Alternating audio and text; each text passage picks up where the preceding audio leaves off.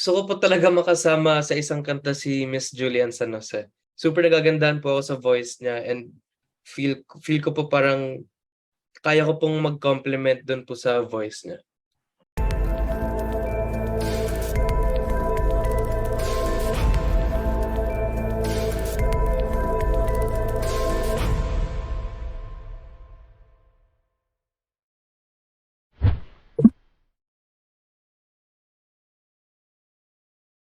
Ako po si Anton Paras, 21 years old na po.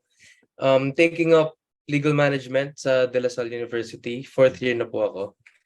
And yes, I enjoy writing songs, I enjoy singing. I come from a family of musicians po. Like, lagi po kaming pinapakanta ng grandma namin, kami magpipinsan. Yeah, and nung grade 12 or grade 11, I think, dun ko lang po na-realize na I want to perform in front of a crowd. Kasi nag-try po ako mag-audition for theater. And nung nakuha po ako, then I got a chance to do a lead role. And ayun po, medyo parang nagustuhan ko po yung adrenaline rush, being on stage, being in front of a lot of people po.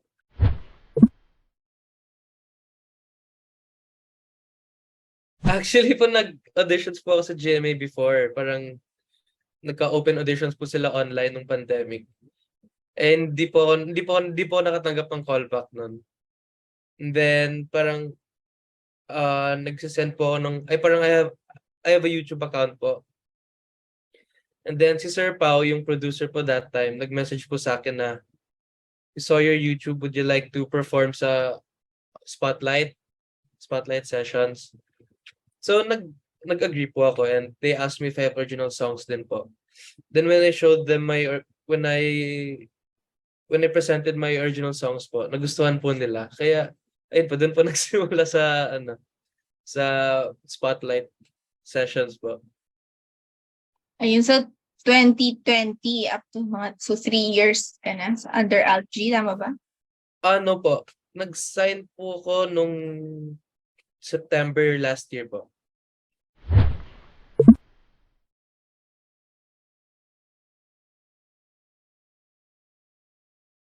First instrument ko po talaga is piano.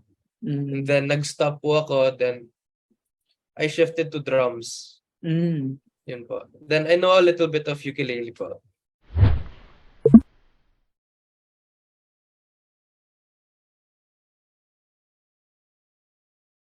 Yung first release ko po under GMA po is All I Need.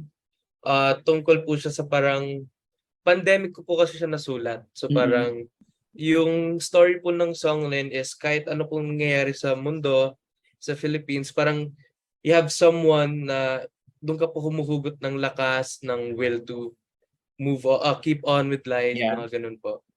And for Binabaliwala naman po, it's more of like sa mga hopeless romantic naman po. Like yung may gusto ka pero kahit ano pong gawin mo, hindi ka po pinapansin ng girl or ng guy na gusto niya po. And pinagkaibahan po yung first two po kasi more on ballad R&B, din po yung type. And ngayon po kasi more of like pop R&B naman po. So super ibang genre po siya sa first two songs ko po na na-release. And mas challenging siya actually. Pero feel ko naman po mas worth it and mas maganda po yung third song ko po. Saan ang gagaling yung feeling na yun nga, you found this one challenging? Kasi are you not into R&B, sorry, or do you have other preferred musical genres? No naman, me po kasi more of R&B po talaga ako. R&B, pero more of like yung sa ballad po ng R&B. First time ko po magganto, yung medyo upbeat po and medyo mabilis po yung mga lyrics. Eh medyo bulol po ako. So minsan po na pag sobrang focus, nung nag-record po kami, super focus po ako sa pag-pronunciate ng mga words. Minsan nawawala na po pala ako sa tono, sa timing, mga ganun po. So nakailang takes po kami dun sa recording, which is dun po ako nahirapan po talaga. Yung sa recording po mismo.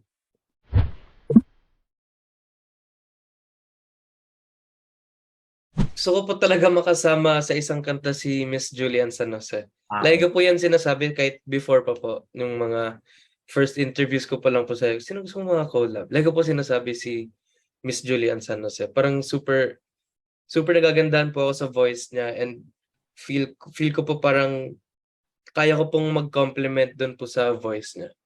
Okay, so, pero hindi pa nangyayari. Never mo pa siyang... Wala pa po. Never ko pa po siya na-meet. Talaga? Kahit, Opo. hindi ka ba nagpupunta ng like, sa studio ng GMA or... Wala pa po. Minsan like ilang times pa lang po ako nakapunta and wala po siya. Ayan, so ngayon dahil last na talaga, so since nasabi mo na si Julian, so meron ka bang gustong sabihin sa kanya for sure pag na-post namin to, makakarating naman sa kanya? Yes po. Hello po, Miss Julian San Jose. Sana po makasama po kita sa isang kanta, either original po or kahit cover lang po. Sana po maano po natin.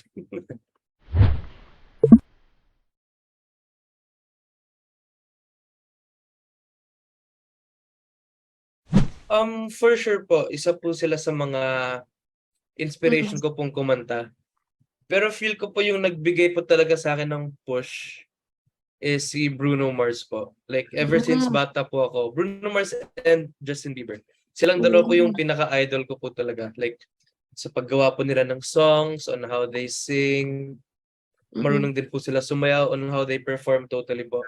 Parang sila po yung parang nag-push sa akin na, oh, I want to, sila po yung gagayahin ko po nagpa-perform ako. Yung ganun. So, sumasayaw ka din on stage? Ay, di pa po. Kailangan ko pa po dance lessons.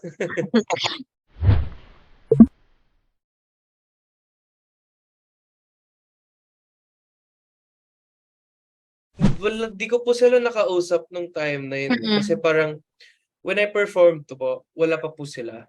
And then, nung, parang after ko po mag-perform, may isa pa pong parang band before Orange and Lemons po talaga. So, nakapagpa-picture lang po kami, pero hindi na po namin sila nakausap kasi parang busy rin po sila parang may pinag-uusapan din po sila and stuff with their parang musical team po eh. Pero how was it? Like, kamusta naman yung, first time mo ba mag-front act sa isang band? Yes po. First time po How was actually it? mag-perform sa almost, ang dami pong tao doon, almost mga parang thousands po yung tao. First time ko po. Super, po, heartwarming kasi yung sumasabay po sila sa akin, ganun po, parang nakakakaba din. Pero po yung kaba ko, ginamit ko na lang po as parang energy na, oh, I have to perform well, interact with the audience, yun po. Kaya po kinakausap ko rin po yung mga audience ng mga sa ibang parts po para hindi lang po dire-diretso po na kanta.